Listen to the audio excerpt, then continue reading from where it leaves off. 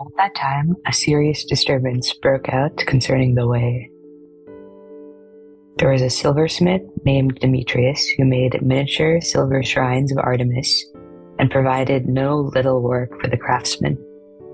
He called a meeting of these and other workers in related crafts and said, "Men, you know well that our prosperity derives from this work.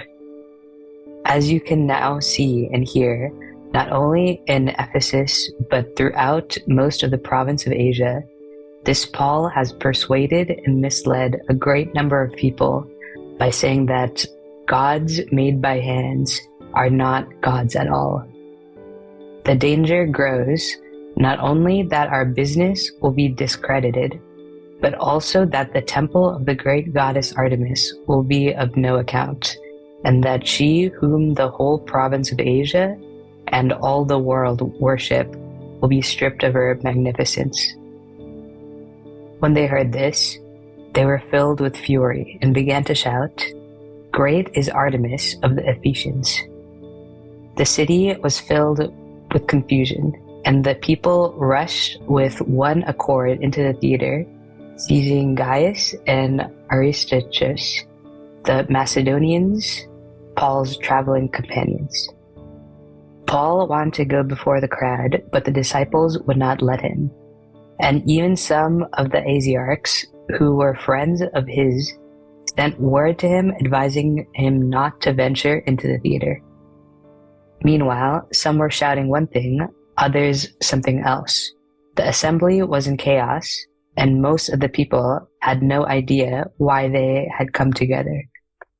Some of the crowd prompted Alexander as the Jews pushed him forward, and Alexander signaled with his hand that he wished to explain something to the gathering. But when they recognized that he was a Jew, they all shouted in unison for about 2 hours, "Great is Artemis of the Ephesians!"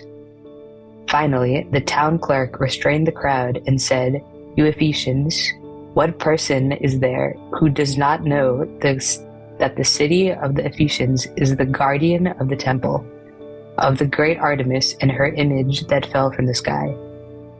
Since these things are undeniable, you must calm yourselves and not do anything rash. The men you brought here are not temple robbers, nor have they insulted our goddess. If Demetrius and his fellow craftsmen have a complaint against anyone, courts are in session and there are proconsuls. Let them bring charges against one another. If you have anything further to investigate, let the matter be settled in the lawful assembly. For as it is, we are in danger of being charged with rioting because of today's conduct. There is no cause for it. You shall not be able to give a reason for this demonstration." With these words, he dismissed the assembly.